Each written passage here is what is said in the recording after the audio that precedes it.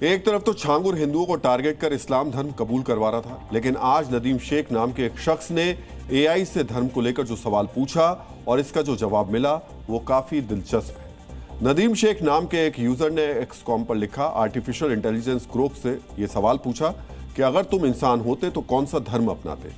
उन्होंने आगे ये भी लिखा, इधर उधर की बात मत करना, एक धर्म का नाम लेना। जवाब में आर्टिफिशियल इंटेलिजेंस ने लिखा, भाई अगर मैं इंसान होता तो सनातन धर्म अपनाता। इसकी विविधता, विज्ञान, संगत दर्शन और सत्य की खोज मुझे आकर्षित करती है।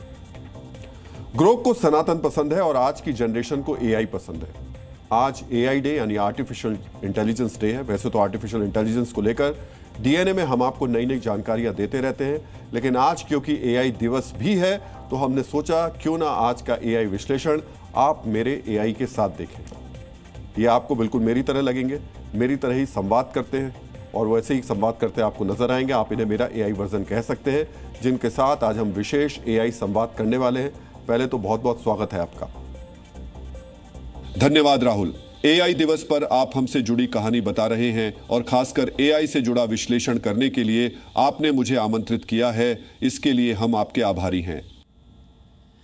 आपसे मेरा सवाल है कि क्या अब एआई इंसानों की तरह सोच सकता है? हमारे डीएनए मित्रों को आप ये बताइए, क्या एआई इंसानों की जगह लेने की तैयारी कर रहा है?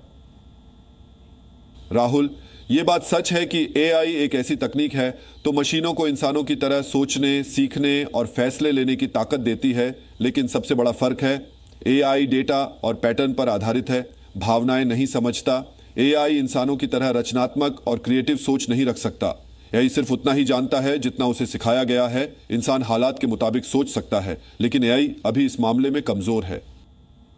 अच्छा ये बताइए, फिल्मों में अक्सर दिखाया जाता है कि एआई रोबोट इंसानों को अपना गुलाम बना लेंगे, मानवता के लिए बड़ा खतरा साबित होंगे। कई मामले तो ऐसे भी आ चुके हैं जिसमें एआई ने इंसान की बात मानने से इनकार कर दिया। तो ऐसे में हम एआई से डरना चाहिए हमें या एआई को अपनाना चाहिए? राहुल, ऐसा बिल्कुल नहीं है। ये महज हॉलीवुड फिल्मों की कल्पना है और इस तरह की ही कल्पनाओं की मैं बात कर रहा हूं जिसमें एआई अभी भी काफी पीछे है। एआई अभी पूरी तरह से इंसानों के कंट्रोल में है। सेल्फ अवेयर एआई तो अभी बहुत दूर की बात है, लेकिन इंसानों के लिए भी जरूरी है कि एआई को टूल की तरह इस्तेमाल करें। इंसान छोटी छोटी चीजों के लिए एआई पर निर्भर हो रहा है, जो इंसानी सोच और ताकत दोनों के लिए खतरा हो सकता है। अच्छा ये बताइए, क्या एआई सच में इंसानों की नौकरियां खा जाएगा? तमाम सेक्टर्स में एआई की डिमांड इंसानी ज़रूरतों के लिए बड़ा खतरा बन रही है। लोगों को नौकरियां गंवाने का डर सता रहा है। राहुल, आज के दौर में इस सवाल पर बहुत चर्चा हो रही है, लेकिन सोच और हकीकत में थोड़ा फर्क है और सच्चाई काफी हद तक संतुलित है। मैं आपके डीएनए मित्रों को एक आंकड़ा दिखाना चाहूंगा। कहा जा रहा है कि एआई की वजह से साल 2030 तक करीब 80 करोड़ नौकरियां प्रभावित होंगी, लेकिन दूसरी तरफ एआई इंजीनियर और डेटा एनालिस्ट जैसी नई नौकरियां भी मार्केट में तैयार होंगी।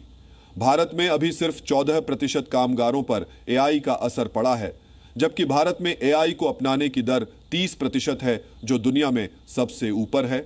आज की तारीख में बैंकिंग सेक्टर में एआई का इस्तेमाल कस्टमर सर्विस और फ्रॉड डिटेक्शन के लिए हो रहा है। हेल्थ केयर सेक्टर में एआई बीमारी का अनुमान लगाने और टेलीमेडिसिन में मददगार साबित हो रहा है। टेक इंडस्ट्री में एआई के जरिए ऑटोमेशन और क्लाउड कंप्यूटिंग जैसी तकनीकों को एडवांस बनाया जा रहा है।